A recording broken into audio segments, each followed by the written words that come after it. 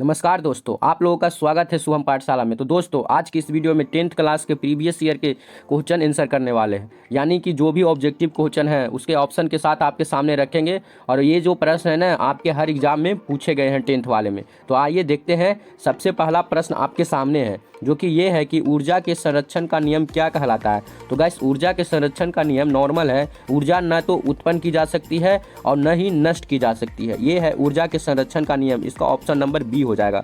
तो चलिए, दूसरा प्रश्न है, पौधों में गैसों का आदान प्रदान किसके द्वारा होता है। तो गाइस, पौधों में गैसों का आदान प्रदान रंध्र द्वारा होता है, यानी छिद्र द्वारा होता है, जो कि पत्तियों में होते हैं। तीसरा है, मनुष्य के हृदय में कितने कक्ष होते हैं। 4 कक्ष होते हैं, ऑप्शन नंबर सी।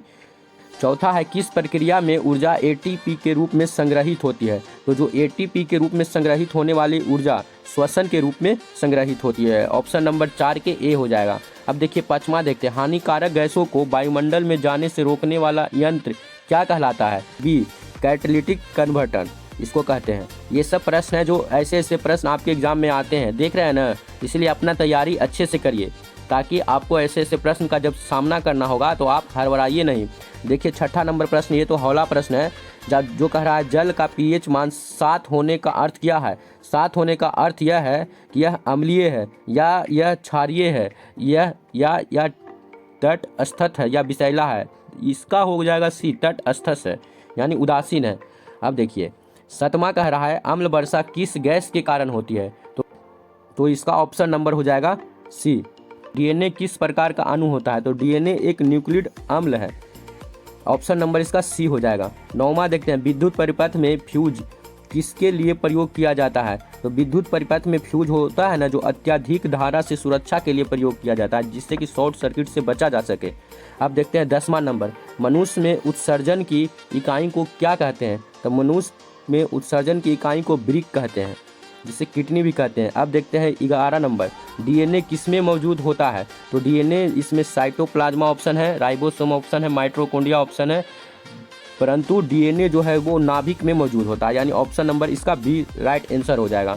अब देखते हैं 12 नंबर। 12 कह रहा है, यदि वस्तु उत्तल दर्पण के सामने रखी जाती है तो प्रतिबिंब कैसा बनता है। अगर वस्तु उत्तल दर्पण के सामने है ना, तो प्रतिबिंब हमेशा आभासी और सीधा बनेगा, यानी ऑप्शन नंबर इसका बी होगा। 13, विद्युत धारा की दिशा किससे निर्धारित होती है। तो विद्युत धारा की दिशा है जो इलेक्ट्रॉन की दिशा से निर्धारित होती है। ये ऑप्शन नंबर ए हो जाएगा। 14 देखते हैं, जीवों में लिंग निर्धारण किसके द्वारा होता है। तो जीवों में जो लिंग निर्धारण होता है ना, वो पिता के गुणसूत्र के कारण होता है।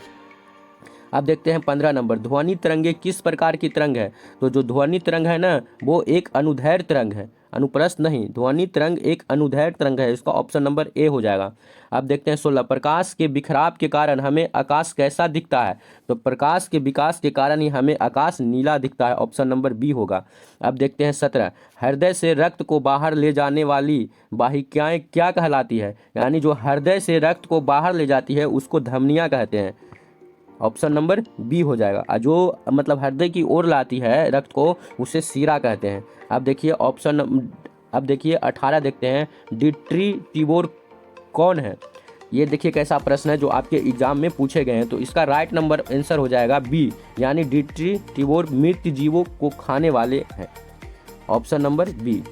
अब 19 देख लेते हैं हम लोग, एक उत्तल लेंस में जब वस्तु फोकस पर रखी जाती है तो प्रतिबिंब कैसा होता है। एक उत्तल लेंस में जब वस्तु फोकस पर रखी जाती है ना, तो प्रतिबिंब अनंत पर होता है, यानी ऑप्शन नंबर इसका डी होगा। 19 बी नंबर 20 नंबर कह रहा है, कौन सा पदार्थ क्षारीय होता है। तो इसमें नींबू तो अम्लीय होता है, सिरका भी अम्लीय का उदाहरण है। अब देखिए, दूध भी थोड़ा अम्लीय होता है, पर साबुन है जो क्षारीय होता है, यानी ऑप्शन नंबर इसका सी हो जाएगा। अब देखते हैं कैसे, विद्युत परिपथ में रजिस्टर का कार्य क्या है। तो गाइस, विद्युत परिपथ में रजिस्टर का काम है धारा को कम करना, यानी उच्च धारा प्रभाव हो रहा है ना, तो उसको कम करना उसका काम होता है रजिस्टर का। अब देखिए 22 का रहा, एक कोयला आधारित ऊर्जा संयंत्र में कौन सी गैस सर्वाधिक उत्सर्जित होती है। तो इसका राइट नंबर आंसर हो जाएगा कार्बन डाइऑक्साइड, यानी CO2, ऑप्शन नंबर इसका होगा ए, CO2। अब 23 देखते हैं, वसा का पाचन कहाँ होता है। तो वसा का पाचन हमेशा जो होता है ना, वो छोटी आंत में होती है, यानी ऑप्शन नंबर इसका हो जाएगा सी। 24 देखते हैं, क्रोमेटोग्राफी का प्रयोग किस लिए होता है? तो इसका प्रयोग रंग पृथक्करण के लिए होता है, यानी ऑप्शन नंबर इसका बी हो जाएगा। ये सब प्रश्न आप नोट कर लीजिएगा, जो है ना, ये सब प्रश्न नोट करिएगा। ये सब प्रश्न आपके पूछे गए हैं, तभी हमने इस वीडियो में ये सब प्रश्न को रखे हैं, ये नहीं कि अपने मन से रखे हैं। अपचयन क्या है? तो अपचयन इलेक्ट्रॉन की प्राप्ति है, यानी ऑप्शन नंबर इसका डी हो जाएगा। अब देखिए 26 कह रहा है जल के इलेक्ट्रोलिसिस में कौन सी गैस कैथोड पर बनती है? तो जो कैथोड पे बनने वाली गैस है ना, वो हाइड्रोजन है जल की अथी में, H2O में हाइड्रोजन जो है कैथोड पे रहता है। अब 27 देखते हैं, लाल लेंस किस रंग की रोशनी को अधिक प्रसारित करता है? तो लाल लेंस है ना, वो लाल रंग की ही रोशनी को अधिक प्रसारित करेगी, यानी ऑप्शन नंबर सी होगा। अब 28 देखते हैं, प्रकाश का अपवर्तन किस कारण होता है? तो प्रकाश का अपवर्तन माध्यम बदलने पर वेग में अंतर के कारण होता है, ऑप्शन नंबर ए इसका हो जाएगा। अब देखिए 29 कह रहा है यदि किसी वस्तु पर कोई बल न लगे, यानी कह रहा है यदि किसी वस्तु पर कोई बल नहीं लगे तो वह गति बढ़ाएगी। जब बल ही नहीं लगाएंगे तो गति काहे बैठाएगी? तो नहीं होगा। और बी नंबर कह रहा है स्थिर रहेगी, जरूर अगर कोई बल नहीं लगेगा तो वो समान स्थिर रहेगा और समान वेग से चलेगी, यानी कि ऑप्शन नंबर बी होगा इसका। अब देखिए जल का अपघटन है, ऑप्शन नंबर इसका होगा बी, रासायनिक परिवर्तन जल का अपघटन है। अब देखिए लवण का पीएच मान क्या होता है? जब वह तटस्थ है, यानी कि तटस्थ कहने का मतलब है कि जब वह उदासीन है तो उसका पीएच मान हमेशा 7 होगा। 31 का बी होगा ऑप्शन नंबर। अब देखते हैं 32 हम लोग, भोजन को पेट में पचाने में कौन सा अम्ल सहायक होता है? तो जो पेट में भोजन को पचाने वाला अम्ल है ना, वो है HCl, यानी हाइड्रोक्लोरिक अम्ल, इसका ऑप्शन नंबर ए हो जाएगा। अब 33 देखते हैं, पुनः संयोजन द्वारा जनन किसमें होता है? तो पुनः संयोजन द्वारा जनन प्लेनरिया में होता है, ऑप्शन नंबर सी। ये सब प्रश्न नोट करिएगा, आपको बोल रहे हैं बार बार हम गाइस। 34 प्रश्न है, प्रकाश का प्रवर्तन किस सतह पर बेहतर होता है? तो प्रकाश का जो प्रवर्तन है ना, वो चिकनी और चमकदार सतह पर बेहतर होता है, यानी कि इसका ऑप्शन नंबर होगा सी। 35 देखते हैं, विद्युत धारा की दिशा किससे निर्धारित होती है? तो विद्युत धारा की दिशा है ना, वो धन आवेश के प्रवाह पर निर्धारित होती है कि कितना धन आवेश है उस पर। अब 36 देखते हैं, प्रकाश वर्ष किसकी इकाई है? तो प्रकाश वर्ष दूरी की इकाई है, ऑप्शन नंबर इसका बी हो जाएगा। 37 देखते हैं, मनुष्य में अंडोत्सर्जन किस अंग से होता है? तो मनुष्य में अंडोत्सर्जन अंडाशय से होता है, यानी इसका ऑप्शन नंबर हो जाएगा सी।